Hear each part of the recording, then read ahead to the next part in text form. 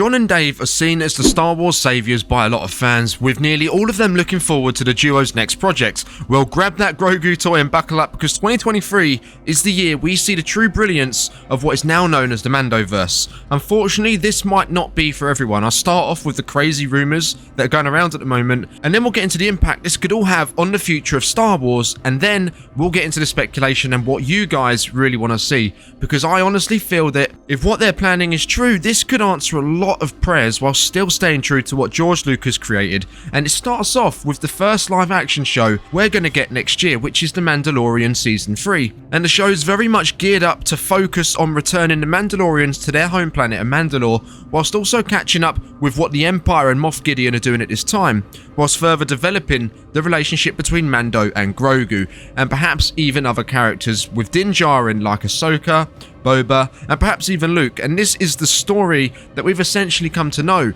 The lone Mandalorian who takes up this father-like figure, and the pair venture across the galaxy whilst trying to return Grogu to his own kind of Jedi. In the process, they meet a host of the characters we've come to love over the years, and what this has really been doing is knitting the crew together for what's about to happen. And now we know returning Grogu to the Jedi didn't go as planned. Mandalorian Season 3 is essentially just wrapping up the Mandalorian story from Season 1 to find out who he really is, what kind of Mandalorian he's going to be, and will he become the ruler of the reclaimed Mandalore.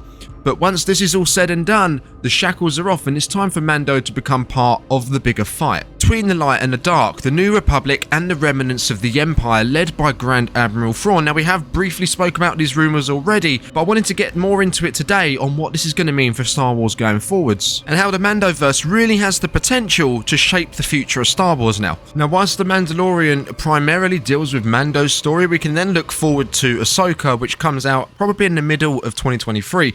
And this is the show that really is going to start pushing the story further. Now, previously in a Mando episode, we had Ahsoka confront Morgan Elsbeth about the whereabouts of her master, Grand Admiral Thrawn. And we haven't seen Thrawn since him and Ezra disappeared in the season final of Rebels.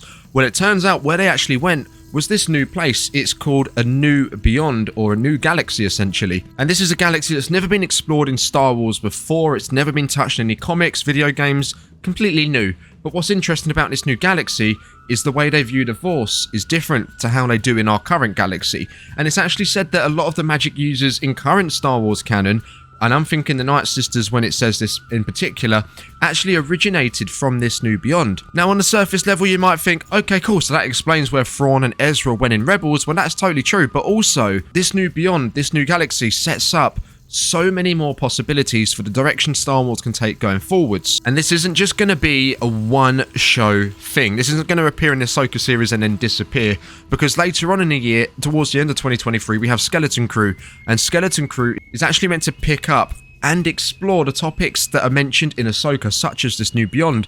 Now, I'm not sure if the rumours are saying that Ahsoka's actually going to go there in the Ahsoka series. It's very possible.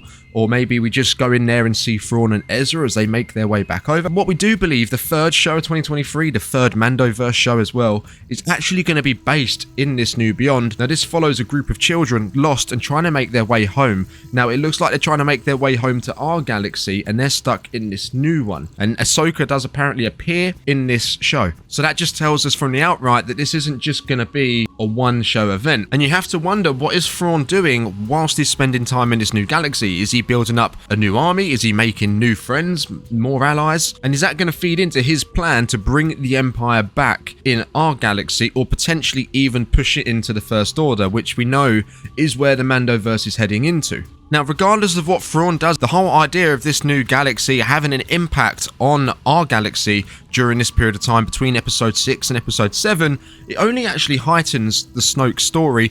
Now, that is one of the main problems that fans had with the sequel trilogy, which was how Snoke was handled and who he actually was. Originally, he was painted out to be this big bad who's been around longer than the Empire, and it turns out he was just a clone. Now, John and Dave haven't just created a solid story with The Mandalorian, especially at times when Star Wars has been a little bit rocky in terms of engagement, but if these rumours turn out to be true, then they could have literally done the biggest step in Star Wars since George Lucas created it in 1977. But by also doing this, they're addressing issues that fans had with the sequels, which is, as I say, Snoke's backstory. That was seen as a weak move to put Snoke as a clone and just explain him away like that. But as we're talking about the sequels, this brings me on to the next thing that they're potentially solving with this new Beyond, this new galaxy. Ever since The Rise of Skywalker hit the cinemas, it really did feel like the end of an era, like Star Wars was coming to a close now, and the stories we would get are going to be smaller, or they're going to be so far in the past that, well, we know where it all ends up anyway,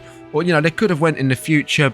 But again, that could risk undermining what George created for that galaxy in the first place. Now, this new Beyond being introduced in the Mandalorian timeline, if this is something that they're looking to pick up post Episode 9, and there are reported to be 3 films in the pipeline, all based after Episode 9 with sequel trilogy characters, there's no better way to do it. You can't argue that Palpatine in The Rise of Skywalker, when he calls himself all the Sith, he's actually putting himself on this pedestal where he is the top Sith and he's untouchable. Well, then anyone that Rey defeats or any Jedi defeats after that is going to be a step down from Palpatine, I assume. And especially if these events carry on maybe 5, 10, 15 years after The Rise of Skywalker, it's all a bit too fast. And to be honest, I think 30 years after the original trilogy for Snoke and all of this to happen again is probably a bit too fast as well. Maybe undermining what happened in the original trilogy. And well, if a big event happens after the sequel trilogy in such a small amount of time, then that could actually undermine what they did in the sequels. But introducing this new galaxy, this new way of viewing the Force, and with that bringing with it a host of dark side Force users, light side Force users, enemies, allies, it opens up a new world. Not only are you going to get all of these new characters coming into the mix, we don't know how powerful they are, we know nothing about them, we can't look in a Star Wars book and know what their story is about. It's going to be completely different, but on top of this, you're also going to get new mysteries, you're going to get new planets, potentially even some new fan favourites in there as well. It's going to help recapture that magic that George originally did in 1977, where you're opened up and you're exposed to this new galaxy for the first time. Well, this new Beyond has the potential to recapture exactly that,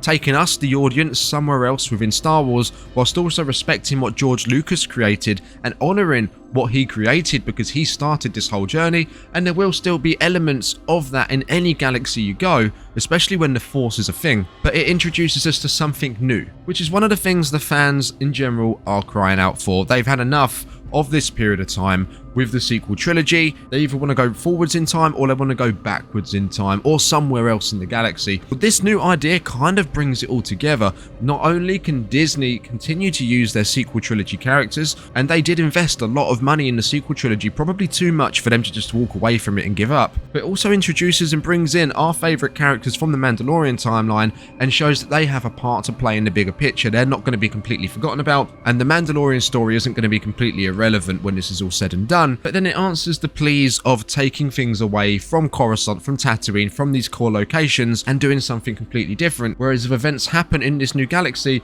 it's not really going to make much difference to the galaxy we're in at the moment. So they've kind of got a mixture here. They're blending the old with the new. And to be honest, I think this is the most solid way to go. I, for one, cannot wait to see the direction this is going to take in. And potentially what we could find as a once unrepairable path for the sequel trilogy, a lot of fans could actually become more engaged with the sequels, knowing the events that are going to follow them and the events that led directly up to them, making them more enjoyable, kind of like Andor actually did with Rogue One. Now, Rogue One was a great movie on its own, but watching Andor and then watching Rogue One and understanding the character of Cassian Andor only enhances the experience. Now, a crazy idea that we have here is a bit of speculation now, is this new Beyond could actually be the reason that Luke Skywalker does go into exile. Now, we have it down as Kylo Ren and him destroying the Order potentially and the rest of it, but what if this new Beyond plays a part in that? What if something from this new Beyond is forcing Luke to go under radar and live out the remainder of his days on Arc 2 for the good of the galaxy, maybe for the good of the two galaxies? There's potential there for them to be able to fix that Luke Skywalker issue